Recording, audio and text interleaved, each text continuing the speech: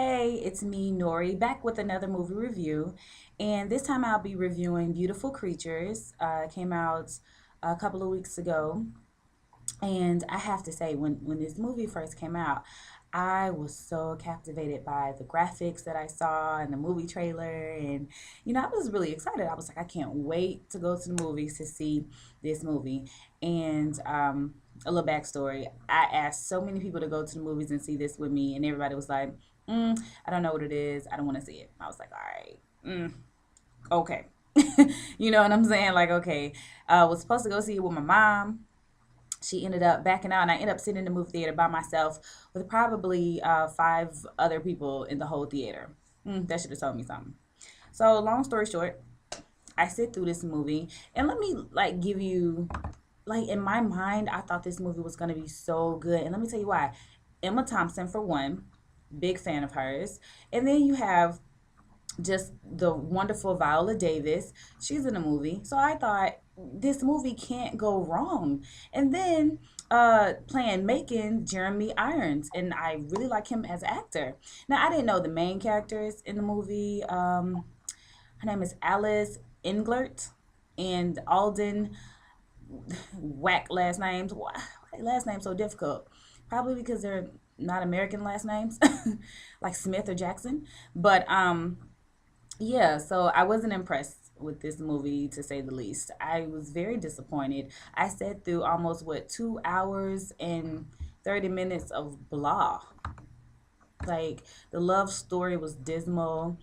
It just wasn't captivating. And I'm gonna tell you, my expectations were high because I was looking for another Twilight kind of romance where it's so intense and so deep that it, go past the ideas of the mystery of, witches and sorcerers and all that kind of stuff and seers. It's kind of a fantasy type film. So that's what I was looking for. Highly, highly disappointed. I can't even stress to you. Like it was to the point where I was in the movie theater and I slumped over. You know how you lean on your hand? Slumped over to lean on my hand and almost fell asleep. This movie is booty. I will not watch it again. I'll tell you that. So there you have it. The premise of the movie is that it's this girl. She's about to turn 16 years old, and young love. This guy he's like from what, South Carolina or North Carolina. The accent was horrible. I wonder why they make the accent so horrible in the movies. Like, yeah, it's a southern twang to like what they're saying, but really, when he first started talking, I felt some kind of way. Probably because I'm a Southern girl and I don't talk like that. Now I know some of you watching this video, like you say some words a little cut off how we do, or draw that Southern drawl that we do, but they over exaggerated life to his accent. Anyway, so beautiful creatures. Don't waste your time. You can bootleg that one. And I'm not a fan of bootlegging, but yeah, you can bootleg that one because it just really wasn't that good. So then you have this Macon who's like her uncle basically, and he's really a bad guy, but he's trying to be a good guy to save his niece. So she goes to the light instead of the dark side, and her mother has went to the dark side.